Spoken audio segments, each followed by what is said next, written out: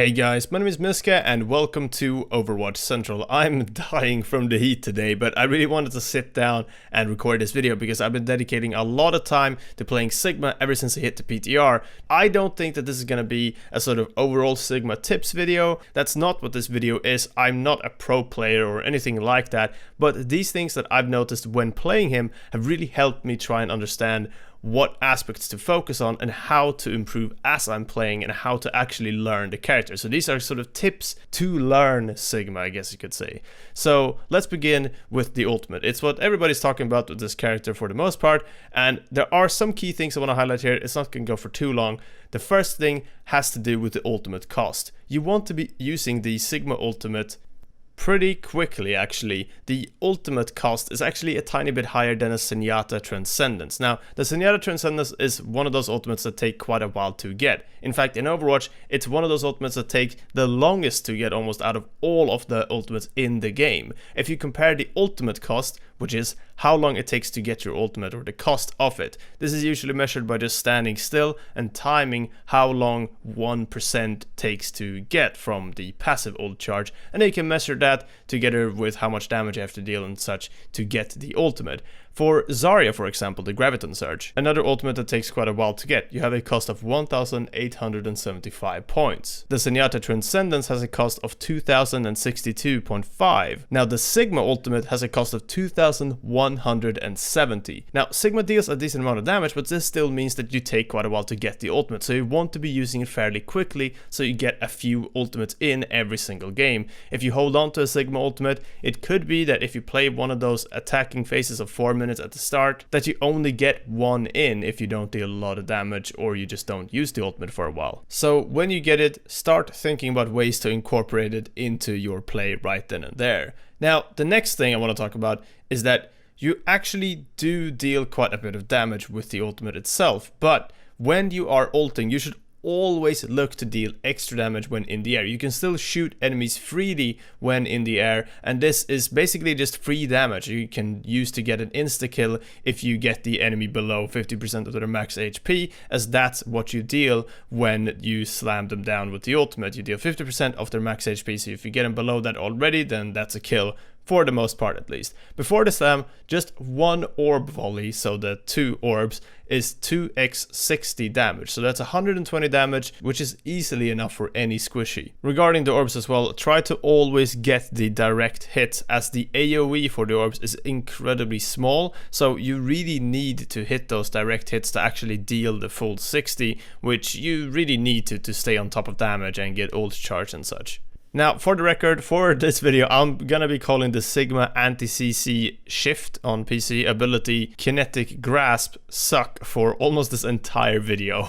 I'm gonna try to call it kinetic grasp occasionally too, but yeah, I just call it suck when I use it myself, so yeah, that's just what it's gonna have to be. So when it comes to the Sigma suck, use it mainly for anti-CC more than for the shield HP. So when you use it, you actually only convert 33% of all the damage that you suck in as shields. So fun fact as well, with the Moira orbs, you can actually suck those in too. Right now you can actually get the healing orb too, and they just give 100 damage value flat into there. So 33% of that making 33 shields. Generally, it's pretty hard to reach the 350 and 400 max shield that you can get out of it, so save it mainly for especially Roadhog Hook. You actually can block a Roadhog Hook with this, as we showed in our interactions video, and I've used that a lot. It counters that really well, and it's one of those things that a main tank is always afraid of getting hooked. And just that, but generally using it when you need a short break with your shield, is a lot better than trying to use it offensively to get more shield HP.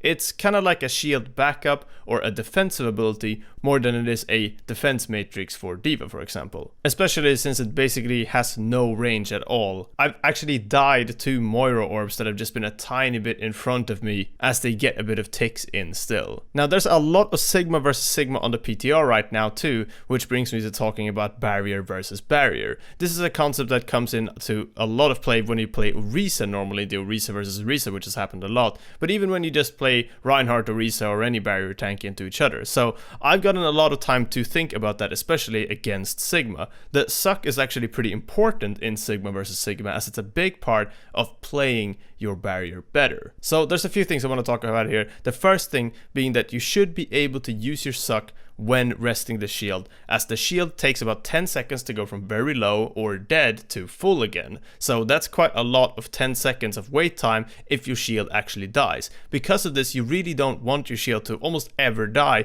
In fact, you don't really want it to ever go below like 300 HP, and if it does, you should really remove it quickly. The suck lasts for about 2.5 seconds total, its duration, and it has a long cooldown of 15 seconds. So it's not going to cover you for the full duration. It only covers a short period of time, during which the shield is only beginning to regen as well, because when it breaks or when you put it down, it has a short delay of a couple seconds before the regen starts again. So because of this, you need to work a lot around redeploying your shield. A rule of thumb is, if you really don't need a shield, if it's absolutely not essential, then don't have it out at all. Any moment it can rest is needed, and it's like a Rein shield, but you need to rest it even more.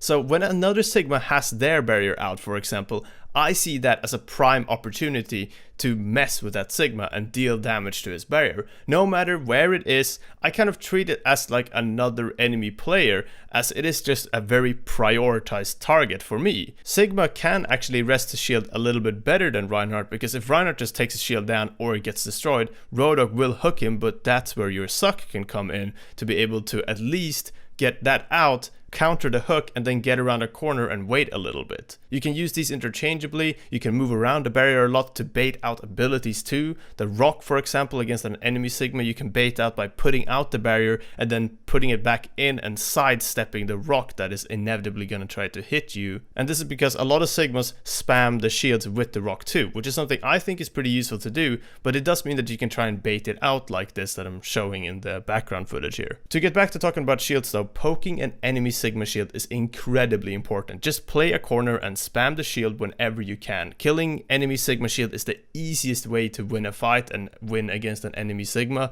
Play corners, use your primary and the rock and call for teammates to burst the shield. You can bounce your orbs around corners, you can spam with the rock, you can actually kind of animation cancel by doing the normal primary fire, throwing the rock and then primary fire, and just getting those out as quickly as possible is quite a bit of damage. So then when you reshield after that, you might have say over 1000 HP on your barrier, whilst the enemy might only have 500 HP for their shield. And that should make a much easier fight. So playing the barrier like this is so much more important with Sigma than it even is against Orisa. Orisa is just gonna have to live with the shield dying a lot. You can't move it around, you can't pull it back in. You have to just work with that cooldown as much as you can. But with Sigma, it's so much more important to be active here. I hope the footage in the background kind of displays what I'm trying to say, but with this type of shield play in here, you should be able to make more space, pressure better, and this gives you more time to learn Sigma as well, whilst also learning the Sigma versus Sigma matchup. So it's not as likely to be as regular of an occurrence as it is on the PTR right now, but this Sigma versus Sigma mirror thing will still happen when the hero hits a live client, so it's actually really useful to learn.